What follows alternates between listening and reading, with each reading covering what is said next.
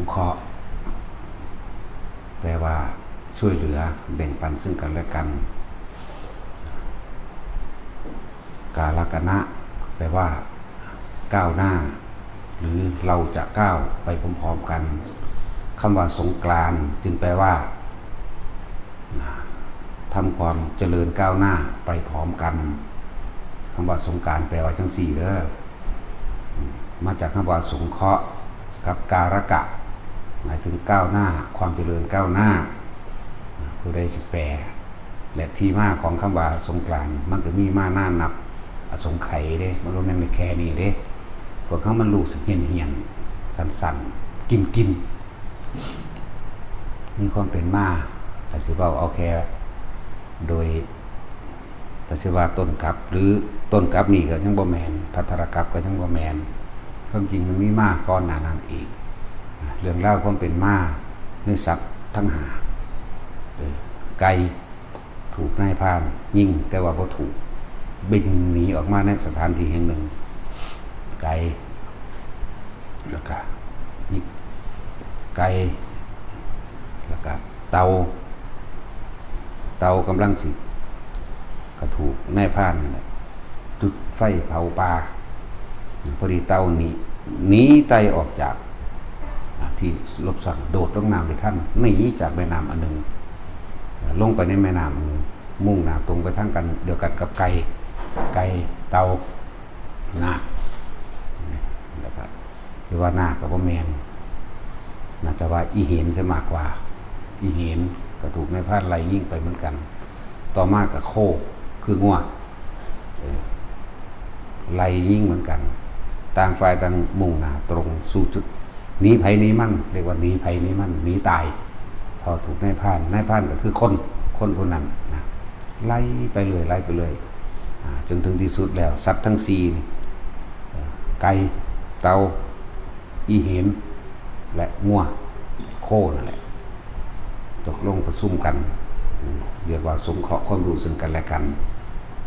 พวกเข้านี่ได้เกิดมาเป็นสัตว์เดรัจฉานเนาะความเป็นอิสระในการทำมาหากินกะว่าเป็นอิสระลำบากตึงเพียงนี้คุยกันสงเคราะห์กันเลยถ้านั่งเหตุจังใดเนาะเฮาสิต้องปรารถนาความเกิดเป็นมนุษย์แต่ว่าทุกองค์นั่นน่ะทุกคนทุกตนนั่นน่ะจะมีความจิตใจสำนึกอันนึงที่มันผุดขึ้นมาอยู่ถ้าจังใดจังหนึ่ง ธรรมะของพระพุทธเจ้าเป็นแสงสว่างอันประเสริฐเป็นสิ่งที่สามารถชี้บอกทางนำทางให้เกิดความเจริญก้าวหน้าของชีวิตสัตว์อันนี้ให้สู่พระนิพพานใดสัตว์ทั้งสี่ก็เลยพากันก่อเจดีย์ทรายจริงๆมันมีมานานแล้วมันบ่แม่นแค่ว่าเพิ่งจะมีเฉพาะในไทยเด้ว่าต้นศาสนาทั้งหมดก็เกิดที่ประเทศไทยตะกี้ว่าได้เอ่ยว่าประเทศไทยจะไล่ขึ้นว่าสุวรรณภูมิก็มาแต่ว่ามีชื่อที่ลึกกว่านั้นเป็นว่าแผ่นดินท่องหรือแผ่นดินแห่งพุทธภูมินั่นเองสื่อเดิมมันเป็นแบบนี้เป็นจุดศูนย์กลางของชมพูทวีปหมายถึงโลกมนุษย์อันนี้โลกมนุษย์นี้สื่ออื่นสื่อว่าชมพูทวีปสัตว์ทั้งสี่นี่มีความสงเคราะห์เอื้อเฟื้อซึ่งกันและกันก็เลยพากันก่อเจดีย์ทรายอันเป็นสัญลักษณ์ระลึกนึกถึงคำสอนของพระพุทธเจ้าอันเป็นทุสะเจดีย์อันเป็นที่บรรจุซึ่งธรรมะเจดีย์เลยพากันประดับประดาดอกไม้นั่นนี่แต่ว่าบ่งามส่วนนายพรานอันนั้นนำมาถึงมาเห็นสัตว์ทั้งสี่คุยกันเฮ็ดจังใดเฮาสิได้ดอกบัวมาใส่ยอดเฮ็ดจังใดเฮาสิได้ดอกไม้นั่นนี่มาใส่ยอดไก่ก็ว่าเฮาสิอาสาเองไก่ก็บินขึ้นไปต้นไม้ไก่ป่าก็ไปจิกดอกนั่นดอกนี่มาพวกอีเห็นก็คาบใส่กันงัวเป็นผู้ลากจากว่าล่ะงัวเป็นผู้ลากมาประดับประดาบ่ลงโตกันแต่ว่านายพรานก็ได้ห้องขึ้นแล้วก็ดูกรหมู่พวกทั้งหลายอันเป็นเพื่อนเกิดแก่เจ็บตายน้ำกันพวกท่านกำลังทำสิ่งใดหรอกหรือเฮาเป็นนายพรานตอนนี้ได้วางอาวุธแล้วขอแจ้งเหตุประสงค์ว่าอยากจะร่วมกับพวกท่านขอให้พวกท่านจงอภัยจงสงเคราะห์เราด้วยเถิดนั่นแหละคำว่าสงเคราะห์ก็เลยมีมาเราจะ สร้างความเจริญก้าวหน้ากับพวกท่านเราก็อยากออกหนีจากกองทุกข์อันนี้เหมือนกันแต่ว่าเฮาก็บ่มีหนทางเหมือนกันฉะนั้นขอพวกท่านทั้งหลายจงให้ความกระจ่างแจ้งเรื่องว่าสงกรานต์ที่นี่การประดับประดาตกแต่งที่มันสมบูรณ์แบบพระศรีอริยะหรือนายพรานคนนั้นแหละเลยเป็นผู้ตกแต่งสุดท้ายแล้วเลยพากันตั้งจิตอธิษฐานสัจจะอธิษฐานรวมกันว่าข้าพเจ้าทั้งหมดนี่ที่แรกอะนะมัตถุพุทธานังนะมัตถุโพธิญาณนะโมวิมุตตนังนะโมวิมุตติยานะโมสัพพัญญุตยานะข้าพเจ้าขอกล่าวการระลึกถึงพระพุทธเจ้านั่นแหละเมื่อขอความเคารพนอบน้อมของข้าพเจ้าจงถึงแด่พระพุทธเจ้าทุกพระองค์ขอความเคารพนอบน้อมของข้าพเจ้าจงถึงแด่พระโพธิญาณอันเป็นเครื่องตรัสรู้แห่งพระสัมมาสัมพุทธเจ้าขอความเคารพนอบน้อมของข้าพเจ้าจงถึงแด่พระนิพพานอันเป็นที่สุดแห่งทุกข์ขอความเคารพนอบน้อมของข้าพเจ้าจงถึงแด่พระผู้พ้นไปแล้วพระผู้ทนทุกข์ไปแล้วข้าพเจ้าทั้งหลายจะขอตั้งจิตเจตนาสัจจะอธิษฐานปรารถนาซึ่งพระโพธิญาณมาตั้งแต่บัดนี้เป็นต้นไปข้าพเจ้าทั้งหมดจะร่วมแบ่งปันสงเคราะห์เอื้อเฟื้อซึ่งกันและกันในความเจริญก้าวหน้านับตั้งแต่บัดนี้เป็นต้นไปจนกว่าจะสำเร็จโพธิญาณด้วยกันเขาจะกสาธุคำว่าสงกรานต์จึงมีที่มาแบบนี้สงกรานต์นี่เป็นภาษาไทยภาษาที่เอาเขามาแต่งใหม่สังฆการกะแปลว่าเจริญก้าวหน้าด้วยคณะด้วยหมู่พวกนี่แหละคือที่มาของตนของคำว่าสงกรานต์ที่พวกเขามีการก่อเกดีย์ทรายนั่นนี่ขึ้นมาที่จริงมันมีก่อนอันนี้อีกมีก่อนภัตตรกัปนั่นแหละจังว่าเว้าสรุปไก่นั่นกุ๊กมันว่าเฮาเอิ้นไก่แล้วเกิดกลายเป็นพระพุทธเจ้ากะอุสันโธอีเห็นพระกุณากมลสักเตาคือพระกัสสโปแปลว่าเต่าผู้มีความเพียรมากเด้มันซ่านั่นแหละโคก็คือโคตมะคือพระพุทธเจ้าโคดมของเฮาเดี๋ยวนี้ส่วนมนุษย์นั่นศาสตร์ต่อไปพวกนี้เกิดเป็นคนเลื่อนไปเกิดเป็นสิงโตเลื่อนว่าราชสีห์เลื่อนสีแต่ก็มีความเกี่ยวเนื่องกันมาเรื่อยๆบางคาบบางสมัยไปเกิดในลูกพ่อแม่เดียวกันแต่ว่าสัตว์ทั้งหลายเอานำมาเลี้ยงไว้ไก่เลี้ยงก็เลยเอาสื่อแม่มาเป็นสื่อเจ้าของเลื่อนว่ากะปุสันโธผู้เจริญเติบโตด้วยพญาไก่เลื่อนกุ๊กอย่างเงี้ยครับอันนั้นที่มาของมันโกนาคมนัสสะอีเห็นเลี้ยงกัสสปะพญาเต่าใหญ่เป็นผู้เลี้ยงเต่าบักใหญ่เขาอาจจะเคยเห็นอยู่ดอกขี่หลังไปตามทะเลนั่นก็ยังได้เลยที่เขาเห็นอยู่เดียวนี้ก็ยังพอมีลงเรือให้เห็นอยู่นะนั่นแหละพวกมันเป็นเต่าเป็นผู้เลี้ยงต่อมากะมั่วเป็นผู้เลี้ยงคือพระพุทธเจ้าโคตมะของเขาเรื่องโคตมะแปลว่าผู้ยังความอุดมสมบูรณ์ให้เกิดขึ้นผู้มีความอุดมสมบูรณ์โคตมะมั่วเลี้ยงบางศาสตร์ส่วนศรีอริยะสิงโตเอาไปเลี้ยงนั่นแหละเลยตั้งชื่อแม่มาเป็นชื่อปัจจุบันตอนนี่เป็นคนละศาสตร์แล้วเด้อนี่เป็นคนละศาสตร์แล้วแต่บ่ล่ะจะเป็นคนละศาสตร์เพราะการปรารถนาของข้าเจ้าของเพิ่นแต่ละพระองค์มันยาวนานมากนั่นแหละจังว่าซ้ำมันคิดได้เพื่อบ่ให้มันลืมเลื่อนไปจากความทรงจำของแต่ละคนพ่อเอาไว้จะเว้าสืบต่อไปบ่แม่นแค่ว่าในภัตตรกัปนี้เกิดมาก่อนหน้านั้นแล้วพระพุทธเจ้าแต่ละองค์บำเพ็ญบารมีนั่นน่ะ30 ทัศ30 อย่างบารมีธรรมดาปกติก็เอิ้นว่าปารมีเฉยๆอุปปารมีอีกแล้วก็ปรมัตถปารมีอีกจนถึงที่สุดรวมแล้วคือของพระพุทธเจ้าเฮา20อสงไขยมั่งองค์นั้น40อสงไขยมั่งองค์นั้น80อสงไขยมั่งจนมันถึงว่ามันยาวนานเกินไปที่สิมาตั้งกำหนดกฎเกณฑ์ว่าวันที่เท่าไหร่เดือนอะไรปีอะไรนะเมษามาจากคำว่าเมษแปลว่าถึงจะมีความร้อนมากแต่ก็ไม่อาจสามารถยับยั้งหรือคัดขวางความเจริญก้าวหน้าในหมู่คณะนี้ได้จึงเอาเดือนเมษานี่เป็นเหมือนปีใหม่ไทยเฮาพวกเจ้าจัก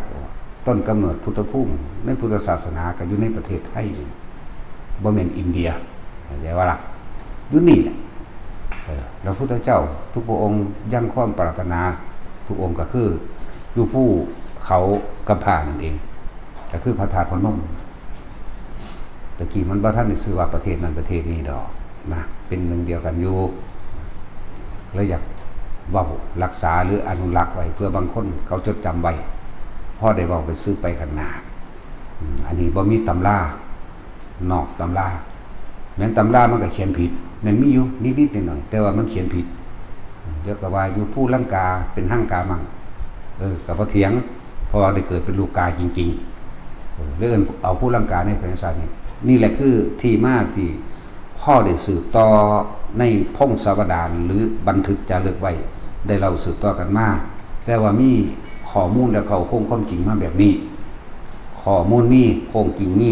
ทุกอย่างย่อมมีเหตุมีมูลมาทั้งนั้นแต่ว่าสิตรงตามหรือว่าตรงตามต่างหากแต่ว่าก็ยังมีมูลมาเพราะเขาได้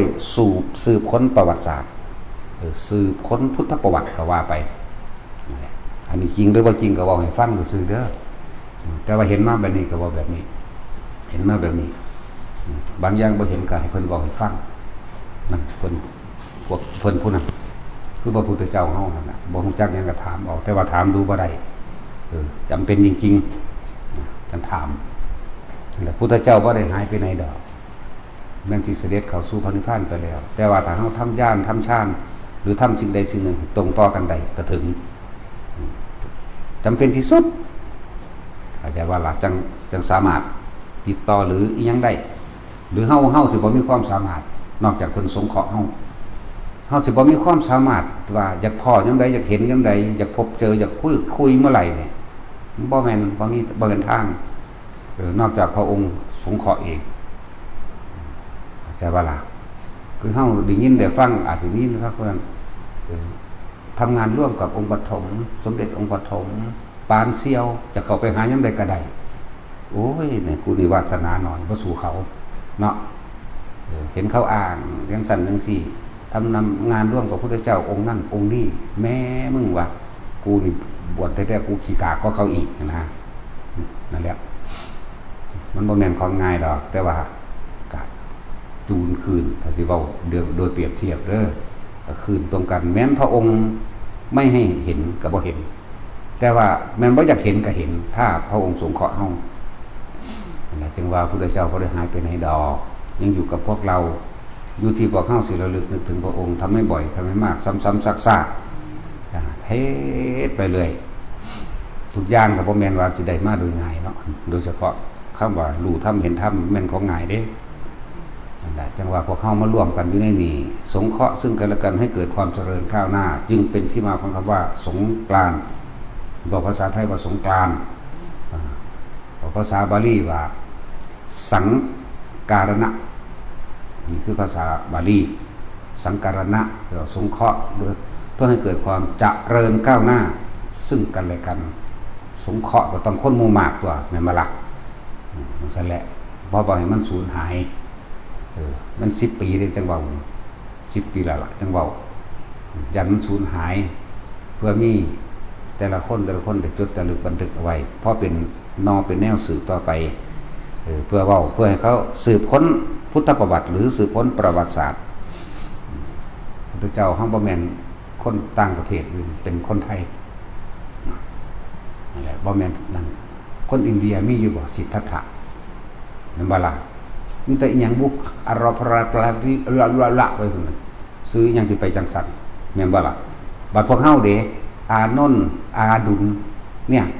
จังสี่หนึ่งมานกจังสี่ก็ซื้อในพุทธกาลเด้อนุรุทธะเห็นบ่สั่งนั่งสุมิตาแน่ก็นาลีปุณณะบ้านเฮาเอิ้นพ่อยี่บุญเห็นบ่ล่ะบุญมาแน่ก็บุญมาบุญมีชื่อเดียวกันเบิดกับสมัยกลางพุทธกาลเด้แต่ว่ามันถือลบบันทึกจารึกหรือพวกฝรั่งเขาเขียนแล้วเขาก็เอาสิ่งทั้งหลายเหล่านั้นมาสร้างมันตรงกันซื่อแต่สืบสารการเดินทางแล้วบ่แม่นจักเม็ดหมายถึงเขาลากโยงเดินไปเท่านี้โยชน์เท่านี้โยชน์จึงจะเจอแม่น้ำนั้นแม่น้ำนี้บ่แม่นเลยเหี่ยนนึงซั่นนั่น 3 กิโลหนึ่งสิไปเขียนว่า16 โยชน์ได้จังไดหรือ10 กว่ากิโลไปเขียนว่า160 โยชน์เฮาลากเบิ่งเบิดลากในใจเฮานี่ลากเส้นมันตรงกันกับพุทธภูมิกับสถานที่ที่เพิ่นเกิดเฮามาดึงมาแล้วไม่ใช่อย่าว่าล่ะดูในประเทศเฮานี่แหละแม่น้ำในสายไหมนะเอิ้นว่าแม่น้ำขระนาทีแม่น้ำโขงเดี๋ยวนี้แหละขระนาทีบางที่ก็ยังล่ะยึกไม่นี่นึงแม่น้ำขวาง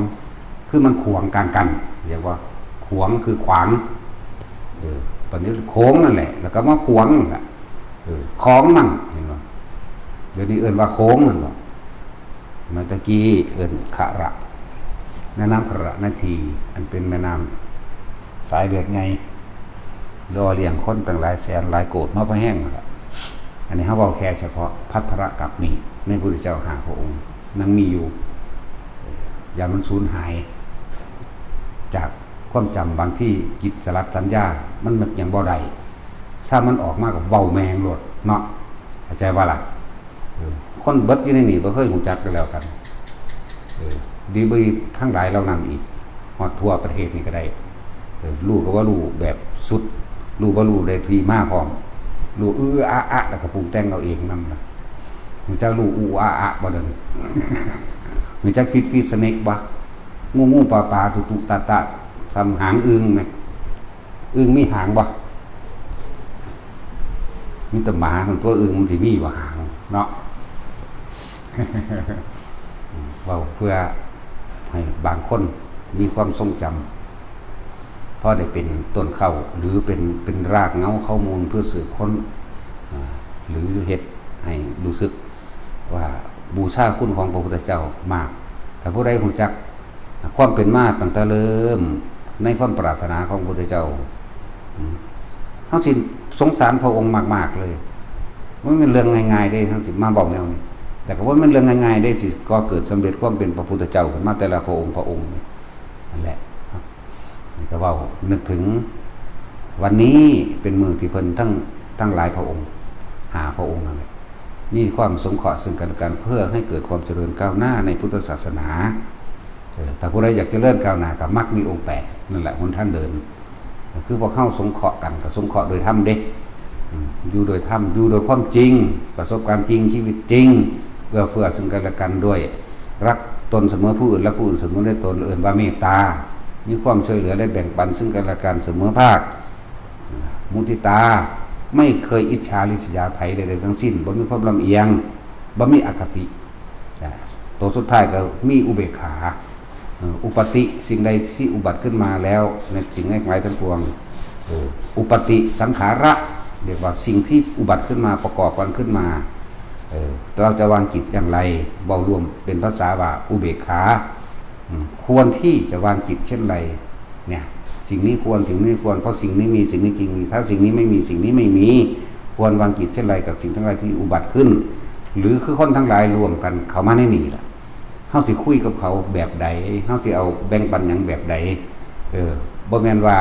โลภโมโทสันเล่เหลี่ยมมันยาจากใดนั้นจากนี้เฮารู้เข้าไปปุ๊บเฮาวางจิตแบบใดปฏิบัติกับเขาแบบใดนี่ก็ตั้งหากนั่นแหละเป็นให้ความรู้เชิงลึกแน่ดูเหมือนไม่ลึกแต่ลึกเข้าใจว่าล่ะรับรองว่าพระท่านยังมีผู้ใดเคยได้ยินแบบนี้ตลอดชีวิตล่ะบางพวกตายไปก่อนแล้วบ่ฮู้ยินเนาะดีเนาะพอเลี้ยงมาน้อยบ่ทันตายเนาะเจ้านั่นเป็นเด็กน้อยเกิดใหม่เห็นว่าน้ำรับบ่สาเด็กน้อยเนาะเอาละพ่อด่าคนแล้วกินข้าวแซ่บแล้วบัดนี้